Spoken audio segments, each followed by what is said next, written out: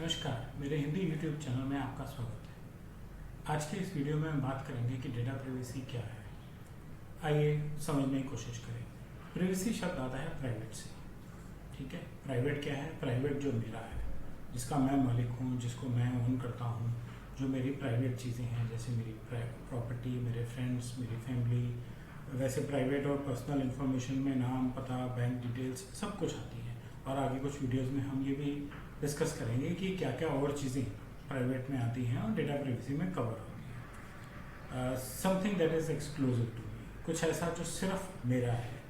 आपके फिंगरप्रिंट्स, आपका रेटिना, ये सब आपकी पर्सनल इन्फॉर्मेशन है, आपकी प्राइवेट चीज़ें हैं। मेरी इच्छा है मैं इसमें से किसी के साथ क्या शेयर करना चाहता हूँ, क्या नहीं शेयर करना चाहता हूँ। शेयर करने का मतलब ज़रूरी नहीं उसे देना है, बट इसके बारे में जानकारी भी किसी के साथ क्या शेयर करना चाहता हूँ, क्या नहीं शेयर करना चाहता। डेटा प्राइवेसी उस इंफॉर्मेशन के बारे में है जो मैं मेरी पर्सनल होते हुए मैं किसी के साथ शेयर करना चाहूँ या ना करना चाहूँ। जैसे अगर मैं शेयर करना चाहता हूँ तो मैं अपनी क्या इन्फॉर्मेशन शेयर करना चाहता हूँ, किसके साथ शेयर करना चाहता हूँ, क्यों शेयर करना चाहता हूँ, उसको मेरी इन्फॉर्मेशन की ज़रूरत क्या है, या मुझे उससे क्या काम है जो करवाने के लिए मुझे उसके साथ अपनी पर्सनल इन्फॉर्मेशन शेयर करनी पड़ रही है। और वो उसमें से क्या मेरी कोई इन्फॉर्मेशन किसी और के साथ शेयर कर सकता है? अगर हाँ कर सकता है तो क्यों कर सकता है? उस तीसरी पार्टी को मेरी इन्फॉर्मेशन क्यों चाहिए? डेटा प्राइवेसी की दुनिया में इसे कंसेंट मैनेजमेंट भी कहते हैं। इस पर भी हम आगे चल के और चर्चा करेंगे। और इस सबके साथ डेटा प्राइवेसी ये कहती है कि कभी अगर आप अपनी पर्सनल इन्फॉर्मेशन कहीं मिसयूज होते देखते हैं, तो अब सारे बड़े देशों में कानून है कि आपकी पर्सनल इन्फॉर्मेशन मिसयूज हो रही है, तो आप कैसे अपने आप कानून का सहारा लेके अपनी इन्फॉर्मेशन को और अपने आप को बचा सकते हैं। चलिए एक एग्जांपल लेते हैं। Bank account details. आपने एक बैंक में अकाउंट खोला, बैंक ने आपको कुछ खास एक्सक्लूसिव चीज़ें जो सिर्फ आपके लिए हैं वो दी। सबसे बड़ी चीज़ क्या है? बैंक का अकाउंट नंबर। वो अकाउंट नंबर कहीं ना कहीं लिंक्ड है किसके साथ? बैंक के नाम के साथ, बैंक की ब्रांच के नाम के साथ। एक IFSC कोड है, एक स्विफ्ट कोड है। बैंक इसके अलावा आपको chequebook, passbook, net banking, logins, बहुत सारी चीज़ें देता है, लेकिन ये 4 सबसे ज़्यादा ज़रूरी चीज़ें हैं। और ये चीज़ें हो सकता है आप किसी के साथ शेयर करें, आपको कईयों के साथ करनी भी पड़ेगी।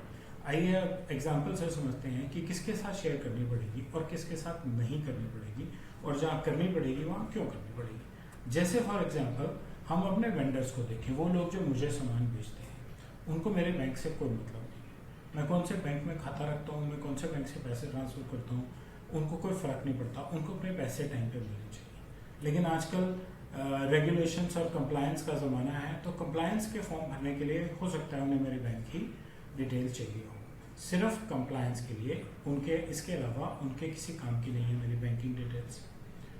जो मेरे हिंदुस्तानी कस्टमर्स हैं उनको मेरी डिटेल चाहिए। क्या चाहिए? उनको मेरा अकाउंट नंबर चाहिए, उनको मेरा बैंक और IFSC कोड चाहिए, ब्रांच चाहिए। क्यों चाहिए? क्योंकि उन्होंने मेरे पैसे देने हैं। वो मुझे पैसे कैसे ट्रांसफ़र करेंगे? ऑनलाइन, NEFT, IMPS, RTGS, अगर उनके पास मेरी ये डिटेल होगी। ठीक है, उनको मेरा स्विफ्ट कोड नहीं चाहिए, क्योंकि स्विफ्ट कोड यूज़ होता है जब देश के बाहर से आपके पास पैसा आता है। ठीक है, लेकिन उनको स्विफ्ट कोड की तब ज़रूरत पड़ सकती है अगर उनको भी कोई कंप्लायंस का फॉर्म भरना है, नहीं तो उनको सिर्फ ये 3 चीज़ें चाहिए और वो मेरी पेमेंट ट्रांसफ़र कर सकते हैं। और अगर मेरा कोई विदेशी कस्टमर है तो उसको मेरा स्विफ्ट कोड भी चाहिए, क्योंकि विदेश से जो पैसा मेरे पास आना है उसके लिए स्विफ्ट कोड भी चाहिए। ठीक है, एक समरी सी बनाई है, आइए उसको देखें। मेरे वेंडर को, क्योंकि उसने मुझे सामान बेचा है, उसको सिर्फ अपने कंप्लायंस फॉर्म के लिए मेरे बैंक की डिटेल चाहिए, नहीं तो उसको मेरी बैंक डिटेल से कोई मतलब नहीं है। मेरे हिंदुस्तानी कस्टमर को, क्योंकि उसने मुझे पैसे देने हैं, इसलिए उसे मेरा account number, IFSC code, bank का नाम, ब्रांच का नाम चाहिए, उसको मेरा स्विफ्ट कोड नहीं चाहिए। और मेरे विदेशी कस्टमर को मेरा स्विफ्ट कोड भी चाहिए, क्योंकि उसको मुझे जब विदेश से पैसे ट्रांसफ़र करने हैं तो उसके लिए स्विफ्ट कोड इस्तेमाल होता है। डेटा प्राइवेसी का मतलब है कि मैं अपनी कौन सी जानकारी किसके साथ शेयर कर रहा हूँ और क्यों शेयर कर रहा हूँ, उसको क्यों चाहिए मेरी ये इन्फॉर्मेशन, वो मेरी ये इन्फॉर्मेशन कैसे इस्तेमाल करेगा। ठीक है, एक कॉमन चीज़ ये है कि सबको मेरी इन्फॉर्मेशन चाहिए, तो सिर्फ अपना कंप्लायंस का फॉर्म भरने के लिए कि हम इस आदमी के साथ काम करते हैं और ये इस बैंक में बैंकिंग करता है, उसके अलावा और कुछ नहीं। इसे हम कहते हैं डेटा प्राइवेसी। अब ये पर्सनल इन्फॉर्मेशन है क्या? इसके लिए एक टर्म है PII या पर्सनली आइडेंटिफाइबल इन्फॉर्मेशन। एक अलग वीडियो में उसकी पूरी डिटेल है, लेकिन हम इसमें थोड़ी सी समरी यहाँ पे डिस्कस करते हैं।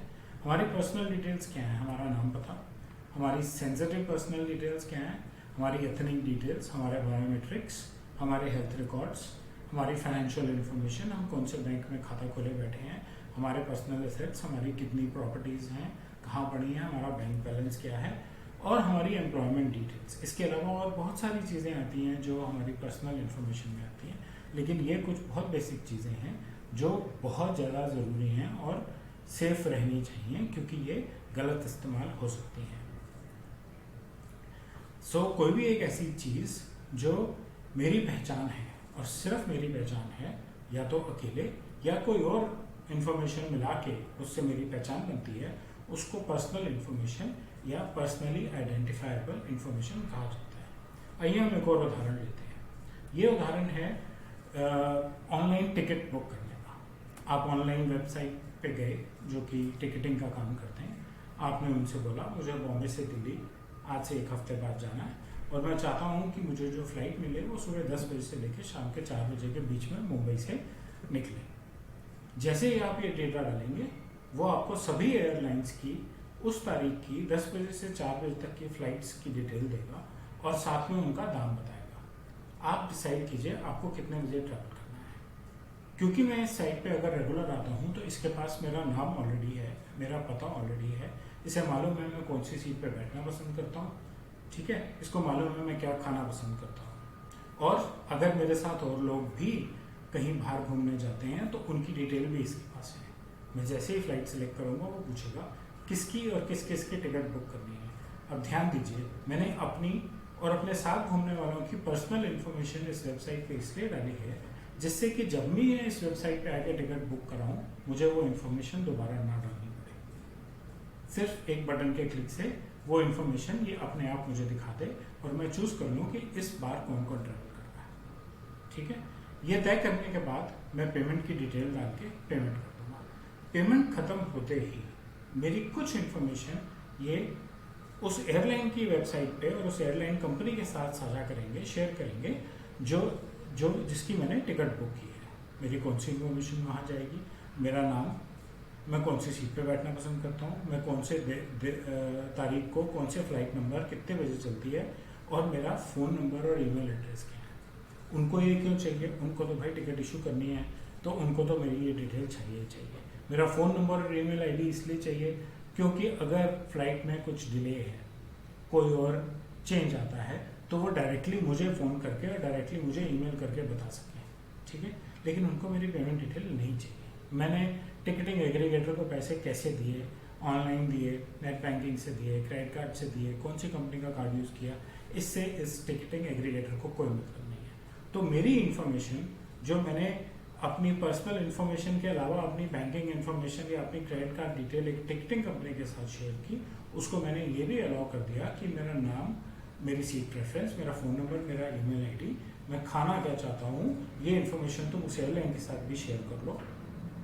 ठीक है, और अपने रिकॉर्ड में भी रखो, जिससे कि मैं अगली बार टिकट बुक कराऊँ तो तुम मुझे अपने रिकॉर्ड में से दिखा दो और मैं सिर्फ नाम चूज़ करूँ कि मुझे अपने और अपने साथ कौन ट्रैवल कर रहा है, उनका नाम सिर्फ चूज़ करना पड़े। तो मेरी एक इन्फॉर्मेशन सेट एक कंपनी ने इस्तेमाल किया और उसमें से कुछ हिस्सा दूसरी कंपनी के साथ शेयर किया, और ये सब क्योंकि मेरी मर्जी से हो रहा है, मेरे कंसेंट से हो रहा है, इसे डेटा प्राइवेसी कहते हैं। मैं अपनी कौन सी पर्सनल इन्फॉर्मेशन कहाँ इस्तेमाल कर रहा हूँ, क्यों इस्तेमाल कर रहा हूँ, और उनको आगे अगर शेयर करना अलाउ कर रहा हूँ तो किस पर्पज से आगे शेयर करना अलाउ कर रहा हूँ, इसको पर्सनल इन्फॉर्मेशन और इसको डेटा प्राइवेसी कहते हैं। उम्मीद है आपको ये समझ आया होगा। अभी इसके आगे लॉज भी हैं। लॉज क्या है? ये लॉ मुझे हक देते हैं कि मैं अपने डेटा को अपनी मर्जी से हैंडल कर सकूं। मैं ये तय करूं कि मैं किसके साथ क्या इन्फॉर्मेशन शेयर कर रहा हूं। मैं ये तय करूं कि वो किसी और के साथ आगे क्या शेयर कर सकता है, और अगर मेरा डेटा मिसयूज हो जाए, अगर मेरा डेटा किसी गलत जगह शेयर हो जाए और वहाँ पे शेयर करने का कारण ठीक से ना पता हो, तो मैं लॉ को इस्तेमाल करके रिस्पेक्टिव अथॉरिटीज़ को चैलेंज कर सकूं, पनिश कर सकूं। ये है डेटा प्राइवेसी और डेटा प्राइवेसी के लॉज। मुझे उम्मीद है कि आपको डेटा प्राइवेसी का मतलब मेरे इस वीडियो से पसंद आया होगा। अगर आपको पसंद आया है तो लाइक और बेल बटन दबाएं और मेरा चैनल सब्सक्राइब करें, क्योंकि मैं अभी आगे चल के और वीडियोस भी अपने चैनल पे प्राइवेसी पे डालूंगा। और नहीं तो कमेंट सेक्शन में अपना फीडबैक ज़रूर दें, जिससे कि मैं अपने कंटेंट को और इम्प्रूव कर सकूँ। धन्यवाद।